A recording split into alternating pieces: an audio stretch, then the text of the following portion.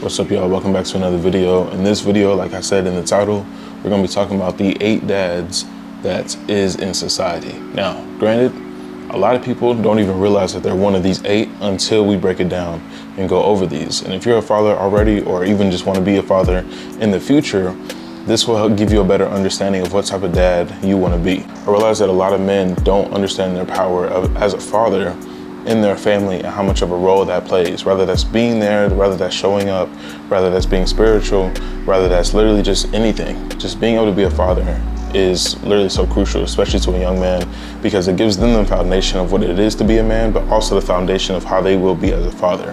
And if they grew up around someone that isn't really active or isn't really there or isn't really present, I guarantee you, whether they'll be the change and actually want to be very present in their family, or they would be like, well, my dad never taught me that. My dad was never there to show me that.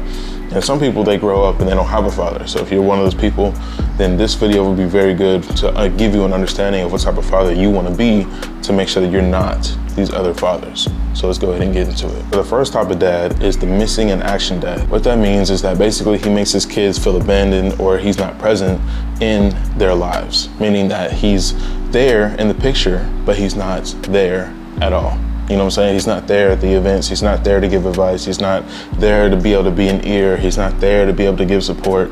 He's just there. And the kids still feel abandoned, even though he's present in their lives. And, you know, I think a lot of men, they don't understand that the more that you kind of just become distant from your kids, especially if it's your son, then your kids don't even want to associate with you. They feel like they've already grown up without you. They feel like they've already understood life without you. They don't have to go to you for advice, because at the beginning, you never gave them the advice they needed for blank. Now they're running to mom, now they're running to friends, now they're running to other family members. They're not running to you because they're like, I could go to dad, but most likely he won't even be able to listen to me. He won't have the time for me. I don't know if he'll even have something supportive to say. He won't understand me because he doesn't understand everything else that I've been through. And it puts you in that missing action dad category because you haven't been there, you haven't been present. The second category is the deadbeat dad.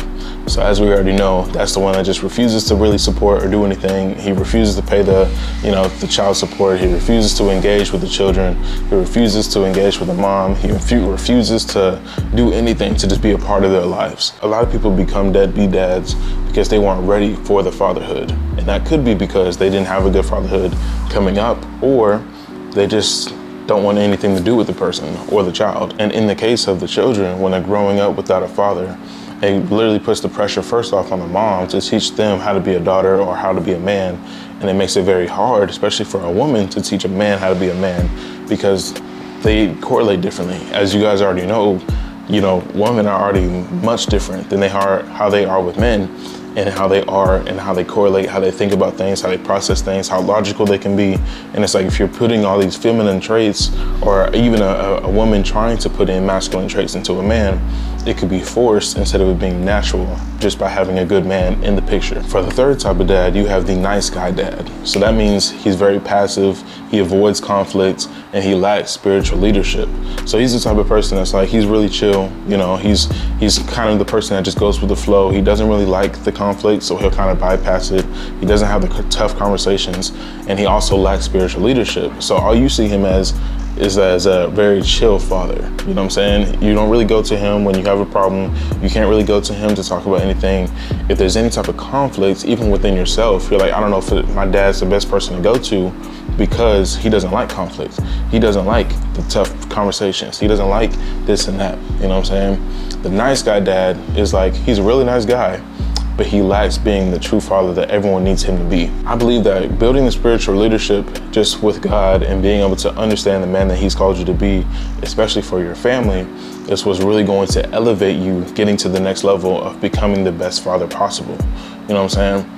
And so some of these other ones we're going to go through, they actually have spiritual leadership into them. So if you don't feel like you're as spiritual, or you're not into a certain belief system, I would very much challenge you to start getting into it, because it will teach you literally how to become the man you need to be, and God will direct your steps with helping you become the father that you need to be.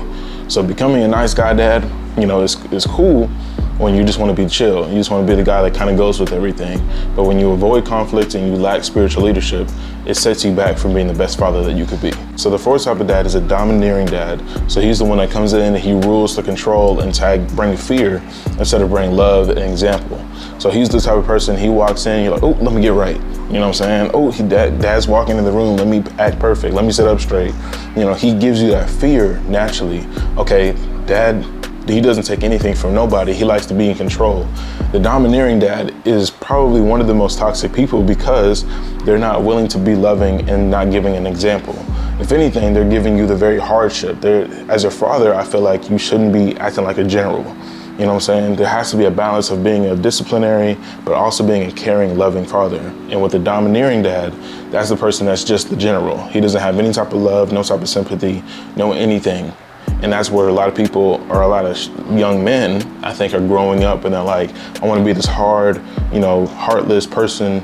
And it literally builds them to not be the type of, the balance that people need them to be. So if you are a domineering dad and you love to bring fear and love to bring control into the room or into your relationships or into your kids' lives, I would give them more love and give them more example of what a good father would look like, that can be able to tap into their emotions, that can be able to tap into the soft side of them, be playful with them, be able to build the right memories, because if not, all they'll remember is, I remember when my dad did this and that, and it was very negative and very controlling and very anger, and it was very, all over the place, very chaotic because he wanted to be in control. So I would definitely be careful of being a domineering dad because those can be very detrimental on your kids' lives. The fifth type of dad is the addicted dad. So he's always addicted to work. He's always addicted to drinking. He's always addicted to smoking. He's addicted to lustfulness, right?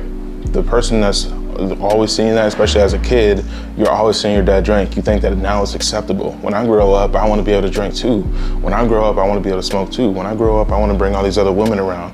When I grow up, I want to be able to do this and this, just like my dad did. Again, you're the example. So people are already looking to you to see how your habits are, especially as a kid that's soaking up everything like a sponge.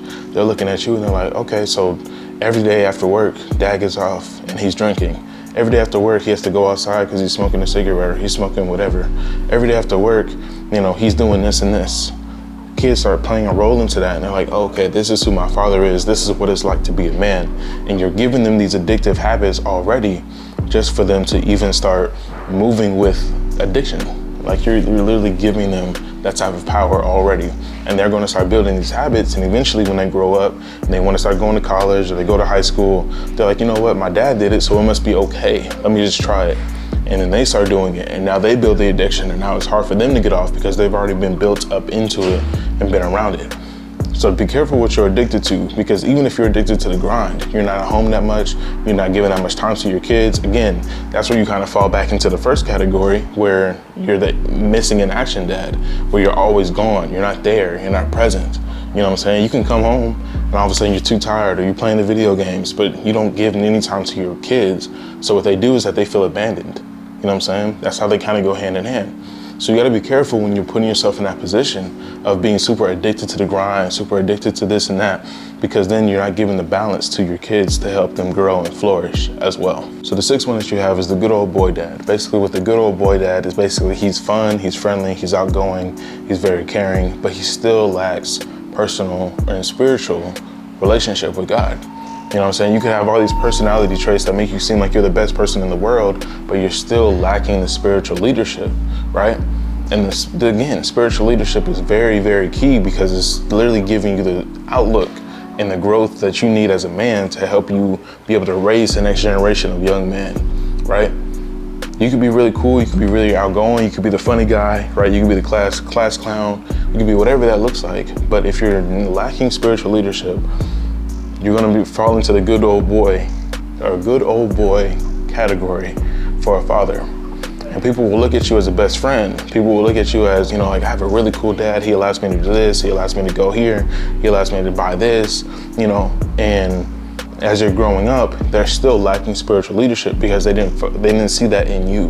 They didn't see what praying looked like before dinner. They didn't see what praying over a negative situation looked like. They didn't see what it was like to go to church. They didn't see what it was like to just have a spiritual man in the household. All they seen was my dad was really cool. He was really funny. He had a really cool personality, but that was it. He has a really cool car collection. He has a really cool game system. He has a really cool book collection. He has all these other gym workouts. He looks at these type of videos, or he looks at these type of movies. He's a movie fanatic, right?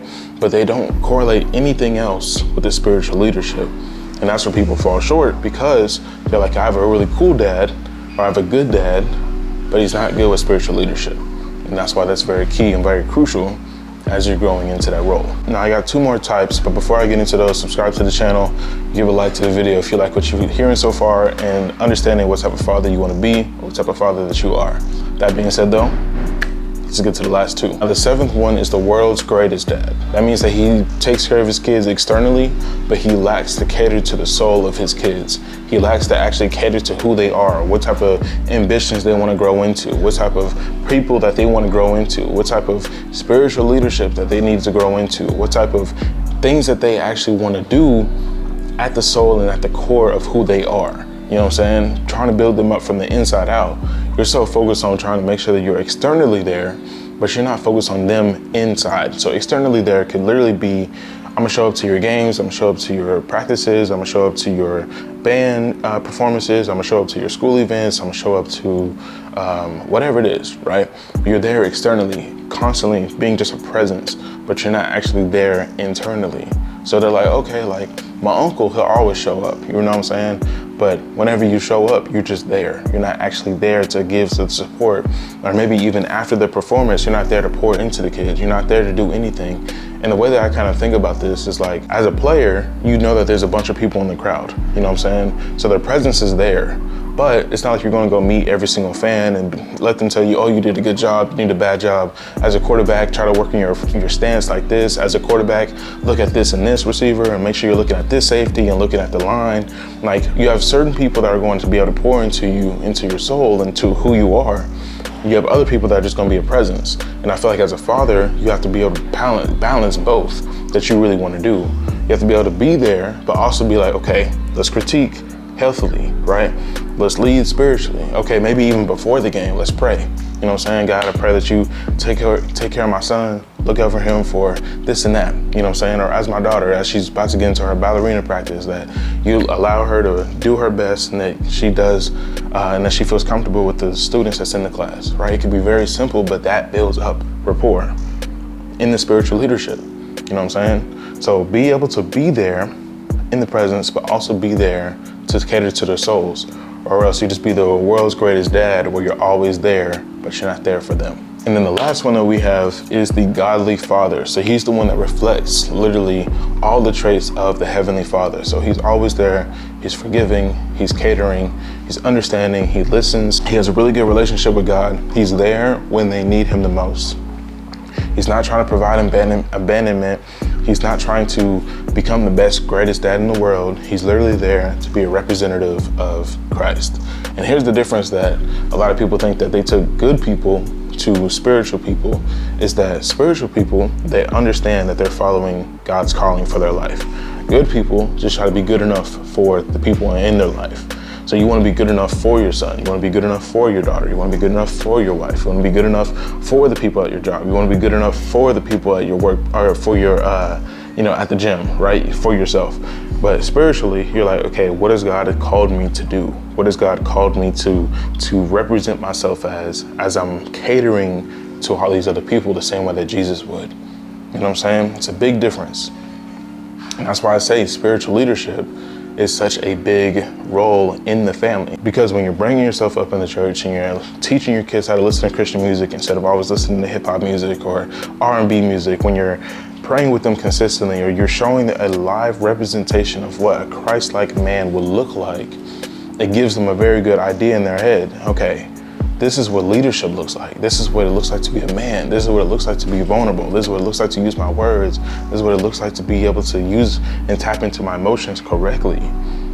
You have all these other things, but they've stemmed from becoming a good, God-fearing man. You know what I'm saying? Because God will literally give you those things that they need to know in those moments.